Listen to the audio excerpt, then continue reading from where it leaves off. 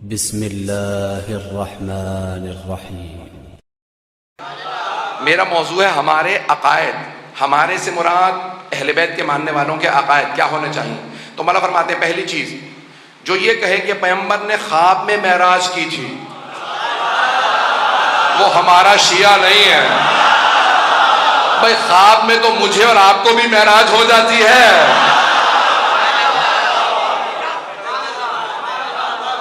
حبیب خدا کو جسمانی معراج ہوئی ہے، جو جسمانی معراج کا انکار کرے وہ شیعہ نہیں۔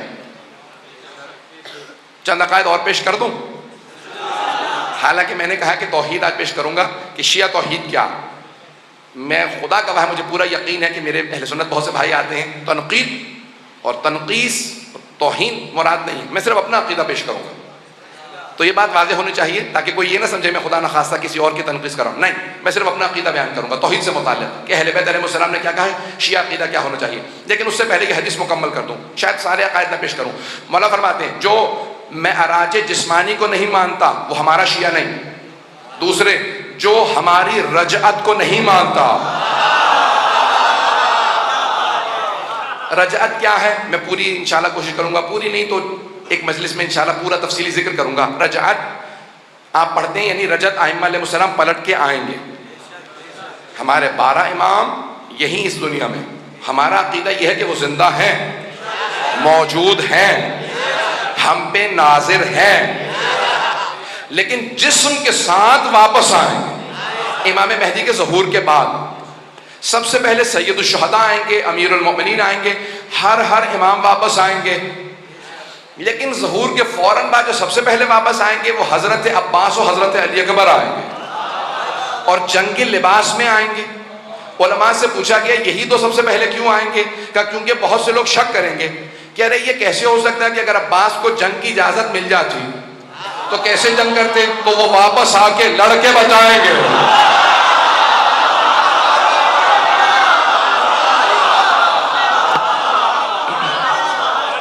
جنگ کر کے بتائیں گے اگر میں کربلا میں جنگ کرتا تو میں کیسی جنگ کرتا۔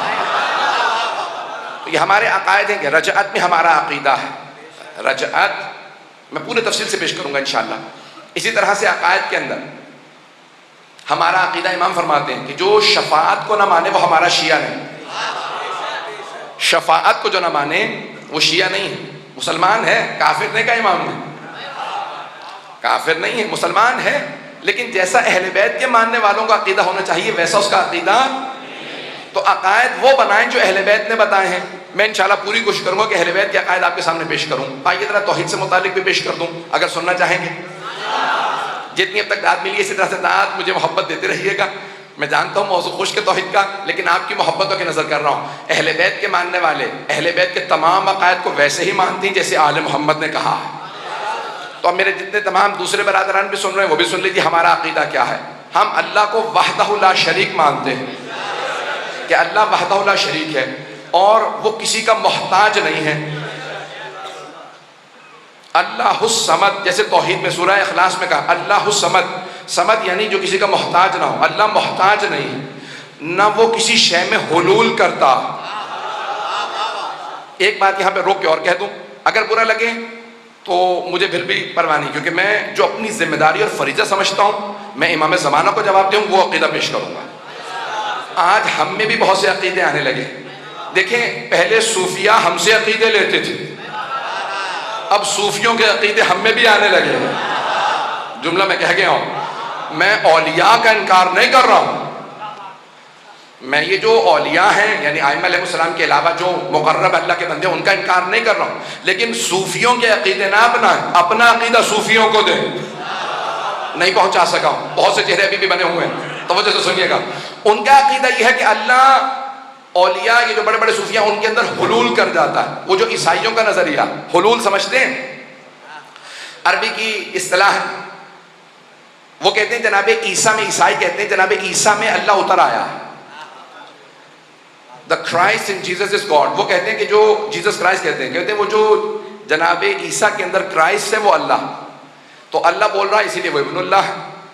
بہت سے ہندو کے بھی ایسے ہی ہیں کہ اللہ معاذ اللہ خدا اتر آتا ہے، ایشور اتر آتا ہے لوگوں کے اندر، کسی کو گائے میں نظر آ رہا ہے اس کا مطلب ہے خدا گائے میں اس کے لیے اتر آیا. کسی کو آگ میں نظر آ رہا ہے, کسی کو زام میں, تو وہ سمجھتے ہیں کہ اللہ اتر آتا ہے کسی میں. بہت سے صوفیہ کہتے ہیں کہ ہمارے یہ جو صوفی بزرگ ہیں ان میں اللہ اتر آتا ہے, حلول کرتا ہے. شب جمعہ کو اللہ آسمان سے اتر کے زمین پہ آ جاتا ہے. یہ عقیدہ اہل بیت کا نہیں ہے. وہ جو حرکت میں آتا ہے خدا نہیں ہوتا.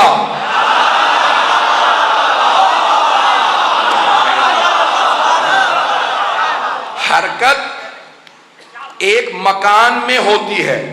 جو زمان و مکان میں ہو وہ حرکت کرتا ہے. زمان و مکان, ٹائم اینڈ اسپیس. مجھے پتا ہے یہاں کے بہت سے بچے انگریزی میڈیم میں ہیں اس لیے الفاظ استعمال کرتا رہوں گا. ٹائم اینڈ اسپیس, زمان و مکان, جگہ. جو جگہ کا محتاج ہونا وہ حرکت کرتا ہے, جگہ میں جاتا ہے. جس نے جگہ کو بنایا ہو وہ جگہ میں نہیں ہوتا, جگہ سے باہر ہوتا.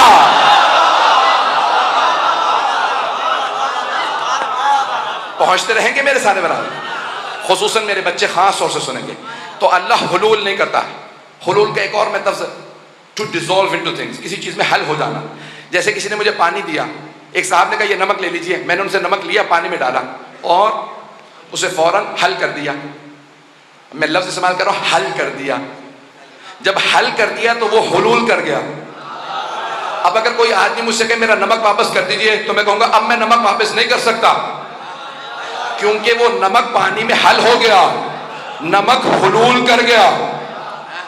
جو اپنی ماہیت کھو کے دوسرے میں چلا جائے وہ باقی نہیں رہا.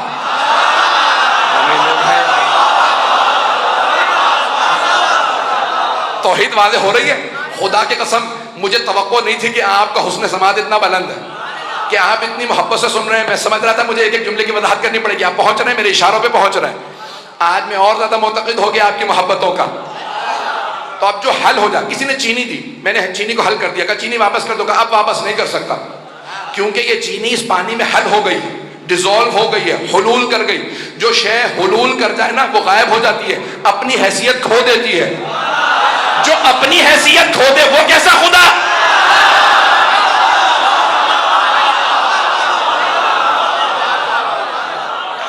تو اللہ کسی شے میں حلول نہیں کرتا. تو اب یہ صوفیوں کا نظریہ ہے کہ اللہ حلول کر جاتا ہے. صوفی صاحب میں آ گیا, میں کسی بزرگ کا نام نہیں لے رہا ہوں, بہت سے بزرگ ہیں اور بہت سے تو بزرگ بھی نہیں ہیں. کچھ لوگ تو پہنچ گئے ہیں اور کچھ لوگ موڈ میں ہیں کہ مولانا سے کہلوا کے چھوڑیں گے. نام کہلوائے بغیر پہنچ جائیے گا خدا رہا.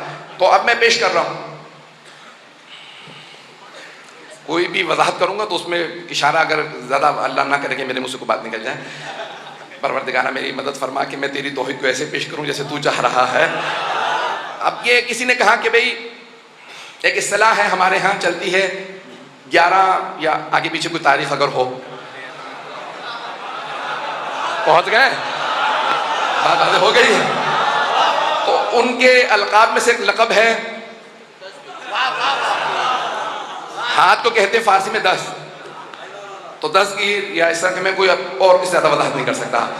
تو کہتے کیسے بنے, وہ کہا کہ وہ اللہ کے ساتھ جنت میں سیر کر رہے تھے, اللہ کا پاؤں پھسل گیا, انہوں نے ہاتھ پکڑ کے سنبھال لیا, اللہ نے کہا آج سے تو ہی. پتہ نہیں لوگ پہنچے یا نہیں پہنچے. ایسی توحید کہ ہم قائل نہیں, ہم آل محمد کے ماننے والے, ہم علی مشکل کشا کے ماننے والے. توجہ توجہ, ہم مشکل کشا کے ماننے والے. ان سے کسی نے پوچھا یا علی آپ نے خیبر کا در کیسے اٹھایا, کہا قدرت الہی بول رہی تھی. جو خیبر کا در اکھاڑ کے بھی کریڈٹ نہ لے بلکہ کہے اللہ نے ایسی ولایت دی ہے.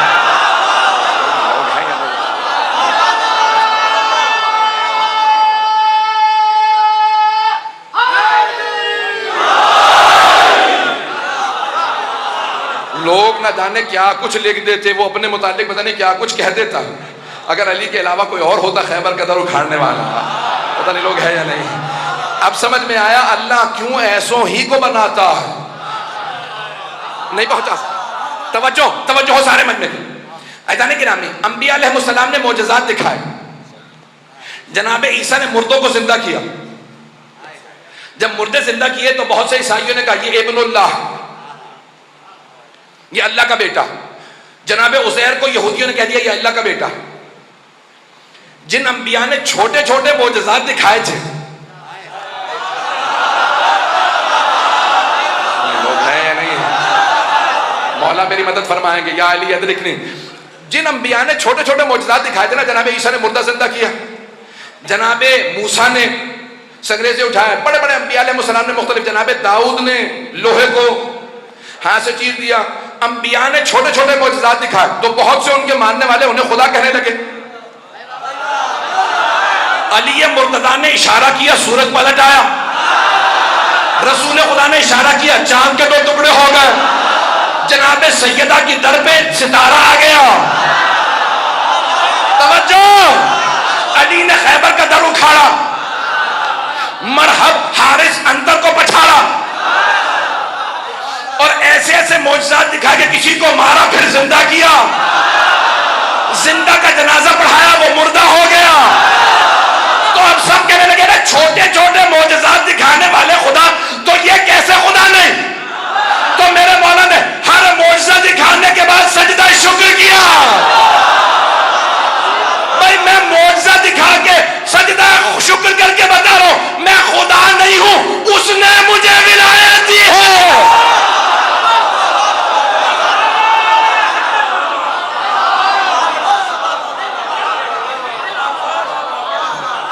توحید پہنچائی ہے تو آل محمد نے پہنچائی ہے۔ پہنچ رہے ہیں ذرا عزیزان گرامی؟ یہ توحید، ہم یہ نہیں کہتے توحید بچائی ہے، ذات توحید کو کوئی نہیں بچا سکتا۔ بھائی دیکھیں کربلا نہ ہوتی خدا پھر بھی ہوتا، لیکن ماننے والا کوئی نہ ہوتا، نہیں پہنچا سکا۔ اگر معاذ اللہ، میں گستاخی نہیں کر رہا ہوں، کربلا نہ ہوتی خدا پھر بھی ہوتا، ماننے والا کوئی نہ ہوتا، تو حسین ابن علی نے ذات توحید کو نہیں بتایا، اللہ کو نہیں بتایا، کلمہ توحید کو بچایا۔ اللہ تو ہوتا، کوئی لا الہ الا اللہ کہنے والا نہ ہوتا۔ اب سمجھ میں آیا بیعت کیوں نہیں کی؟ یہ بیعت حسین کا معاملہ نہیں تھا، توحید کا معاملہ تھا۔ حسین کو پتا تھا میں نمائندہ پروردگار ہوں، میں بیعت کر لوں تو اس کا مطلب ہے کہ نمائندہ الہی نے بیعت کر لی ہے۔ عزیزان گرامی، اس لیے کبھی بھی بیعت ممکن ہی نہیں تھی۔ اگر آپ ہمارے لیٹسٹ ویڈیوز کے بارے میں جاننا چاہتے ہیں تو ہمارے چینل کو سبسکرائب کریں اور بیل آئیکن کو پریس کریں۔ شکریہ۔